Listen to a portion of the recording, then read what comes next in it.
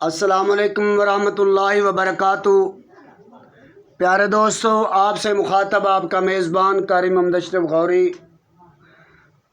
تو جناب آئیے ایک پیارا سا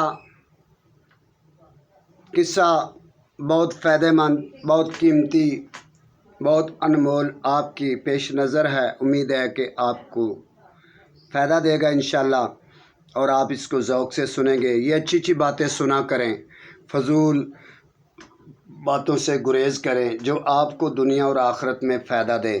جو بھی اچھی بات آپ کو ملے اس کو آپ سماعت فرمائیں۔ پیارے دوستو، ایک اللہ والے نیک انسان دریا کے ساتھ ساتھ چل رہے ہیں تو راستے میں دیکھتے کیا ہے، دریا کے اندر ایک سیب آ رہا ہے۔ انہوں نے وہ سیب اٹھایا اور کھا لیا۔ بعد میں دل میں، دماغ میں ایک بات اتری آئی کہ یار، میں نے تو یہ سوچا بھی نہیں ہے کہ یہ سیب کا مالک کون ہے۔ ظاہر ہے یہ کسی باغ میں تیار ہوا ہے، تیار ہو کے یہ بڑا ہوا ہے، جوان ہوا ہے، اب یہ پانی میں چلتا جا رہا ہے۔ تو میں نے تحقیق کے بغیر یہ اس کو کہتے ہیں اللہ کا ڈر، تقوی، یعنی اللہ کا خوف۔ لوگ تو کہتے ہیں نا کہ میرا جسم میری مرضی، نہ میرے بھائیوں، میری بہنوں، ایسی کوئی بات نہیں۔ جسم بھی اللہ کا، زمین بھی اللہ کی، آسمان بھی اللہ کا، ہر چیز اللہ کی، اور ہم سب بھی اللہ کے۔ تو اس لیے ہمیں یہ بات نہیں کرنی چاہیے۔ یہ جو ہم آزادی کا ترانہ سناتے رہتے ہیں قوموں کو، دوسروں کو، یہ آزادی کیا آزادی ہے؟ آزادی نہیں ہے، جہنم کے اپنے آپ کو قیدی کرتا ہے جو انسان اپنے رب کی نافرمانی کرتا ہے۔ وہ چاہے کسی بھی قوم سے، کسی بھی ملک سے تعلق رکھتا ہے، کسی بھی خطے سے تعلق رکھتا ہے، کیونکہ ہمارا یقین ہے موت کو کوئی مانے یا نہ مانے سب کو ملتی ہے۔ اس لیے حساب کو کوئی مانے یا نہ مانے وہ سب کو ملے گا۔ جتنے بھی اللہ تعالیٰ کی نافرمانی اور اللہ تعالیٰ کی ذات کا انکار کرنے والے لوگ ہیں تو ان کو وہ جہنم کا نظارہ کرنا پڑے گا۔ یہ نہ سمجھو کہ وہ بس آئے اور کھا پی کے چلے گئے، نہیں، یہ دنیا کا کوئی مالک ہے، یہ زندگی کا کوئی مالک ہے۔ اس کو هو اللہ الخالق الباری المصور لہ الاسماء الحسنی یسبح لہ ما فی السماوات والارض وہو العزیز الحکیم۔ یہ رب ہے ہمارے سانسوں کا، ایک ایک سانس کا، ایک ایک پلک کا مالک، ایک ایک بال کا مالک، ایک ایک سانس کا مالک ہے۔ ہم خود نہیں آ گئے۔ کوئی ہے انسان کھڑا ہو کے دعویٰ کرے پوری دنیا میں؟ آج تو میڈیا کا دور ہے، نیٹ کا دور ہے، دعویٰ کرے کہ میں نے اپنے آپ کو خود بنایا ہے؟ نہیں۔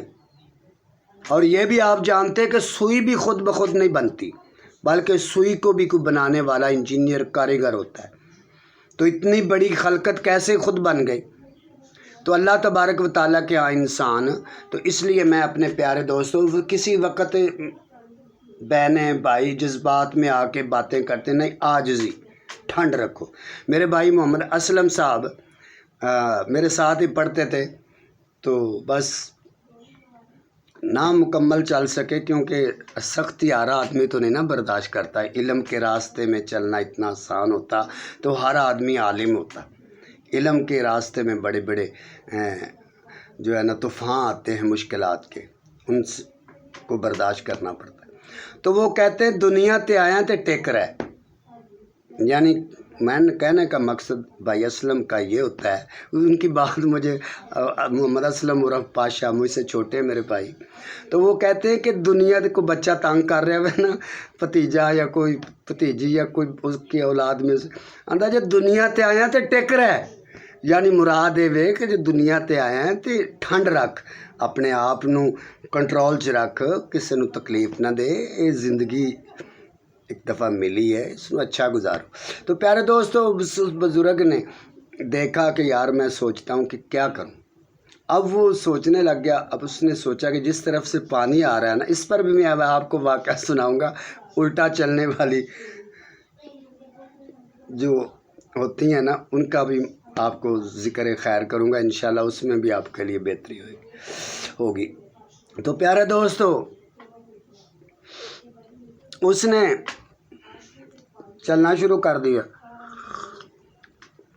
اب چلتا چلتا، بات تو بہت طویل ہے لیکن میں مختصر کرتا ہوں، آپ کے وقت کا بھی خیال ہوتا ہے، آپ بھی کاروباری لوگ ہوتے ہیں تو سارے معاملات آپ نے بھی دیکھنے ہوتے ہیں۔ اس بات کو میں خطیب آدمی ہوں، میں اس بات کو مد نظر رکھتا ہوں کہ آپ کا بھی زندگی کے اور بھی معاملات ہیں، آپ سب کچھ کریں لیکن جب فرصت ملے تو یہ باتیں آپ سنیں، انشاءاللہ فائدہ ہوگا، آپ کو بہت زیادہ فائدہ ہوگا اور انشاءاللہ آپ کی نسل کو فائدہ ہوگا۔ مجھے اللہ تعالیٰ نے علم سے نوازا ہے الحمدللہ، اور میں اپنی قوم کو اچھی اچھی باتیں جہاں تک ہو سکا میں اپنے بھائیوں کو، مجھے کوئی لالچ نہیں ہے، مجھے کوئی فالو کرے، مجھے کوئی سبسکرائب کرے، مجھے کوئی نہ کرے، نہ، میں اللہ کی رضا کے لیے کام کرتا تھا، کر رہا ہوں اور انشاءاللہ کرتا رہوں گا۔ کوئی فالو کرے، ان فالو کرے، نہ سپورٹ کرے، تو یہ دین کی باتیں آپ سنو، اپنا فائدہ سوچو، میری بات چھوڑو۔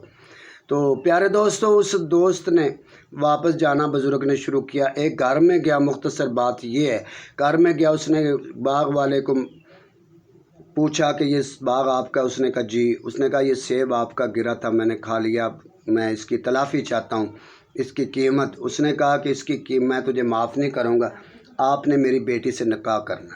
اس نے کہا کہ حضرت نکاح کروں گا تو پھر معافی مل جائے گی؟ اس نے کہا ہاں معافی مل جائے گی۔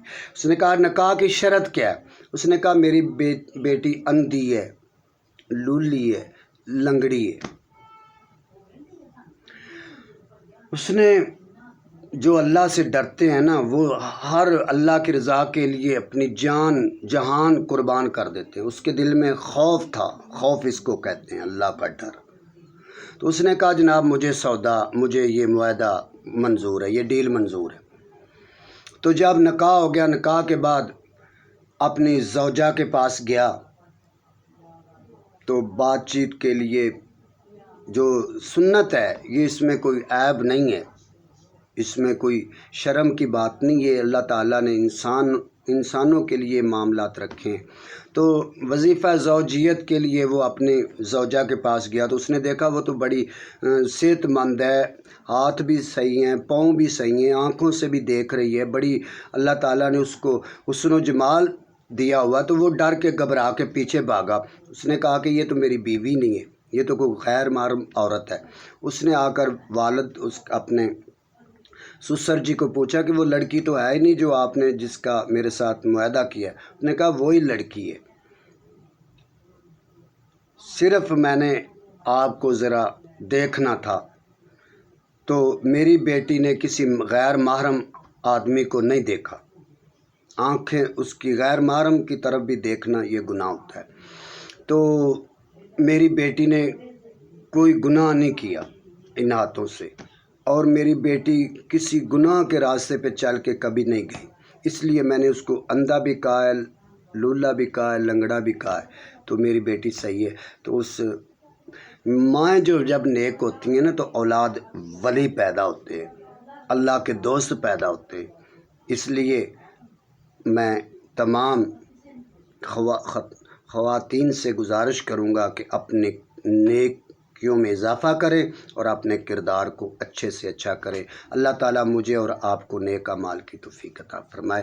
وآخر دعوانا الحمدللہ رب العالمین۔